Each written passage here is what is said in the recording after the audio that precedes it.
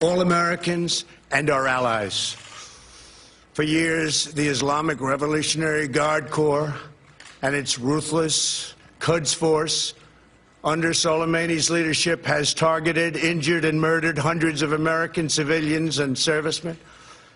The recent attacks on U.S. targets in Iraq, including rocket strikes that killed an American and injured 4 American servicemen very badly, as well as a violent assault on our embassy in Baghdad, were carried out at the direction of Soleimani.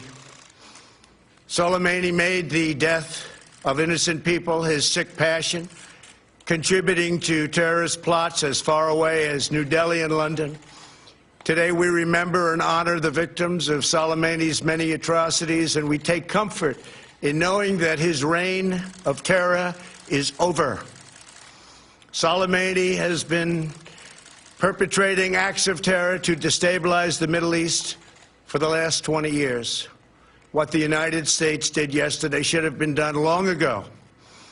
A lot of lives would have been saved. Just recently, Soleimani led the brutal repression of protesters in Iran, where more than 1,000 innocent civilians were tortured and killed by their own government. We took action last night to stop a war. We did not take action to start a war. I have deep respect for the Iranian people. They are a remarkable people with an incredible heritage and unlimited potential. We do not seek regime change. However, the Iranian regime's aggression in the region, including the use of proxy fighters to destabilize its neighbors, must end, and it must end now. The future belongs to the people of Iran, those who seek peaceful coexistence and cooperation, not the terrorist warlords who plunder their nation to finance bloodshed abroad. The United States has the best military by far anywhere in the world. We have the best intelligence in the world. If Americans anywhere are threatened, we have all of those targets already fully identified, and I am ready and prepared to take whatever action is necessary. And that in particular refers to Iran. Under my leadership, we have destroyed the ISIS territorial caliphate, and recently American Special Operations Forces killed the terrorist leader known as al-Baghdadi. The world is a safer place without these monsters.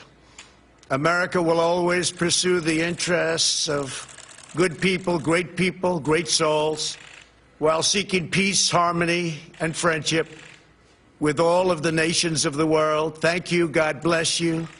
God bless our great military, and God bless the United States of America. Thank you very much. Thank you. Mr. President,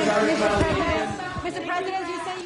President Trump there speaking for the very first time since the strike carried out overnight in Baghdad, Iraq, that took out Qasem Soleimani.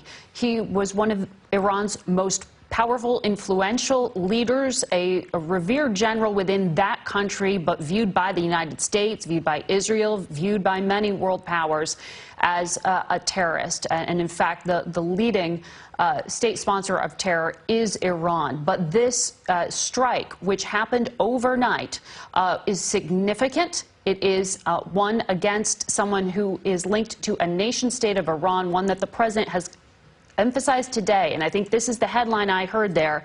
This action was taken to stop a war, not to start one. President Trump really trying to emphasize here that he is not escalating tensions with Iran by approving and having this strike carried out.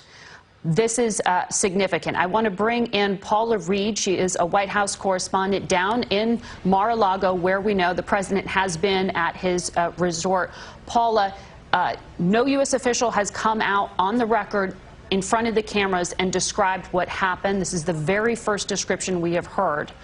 There's been a lot of concern that this growing tension between the U.S. and Iran is boiling over, and that this strike escalated things. President Trump seemed to be trying to tamp that down.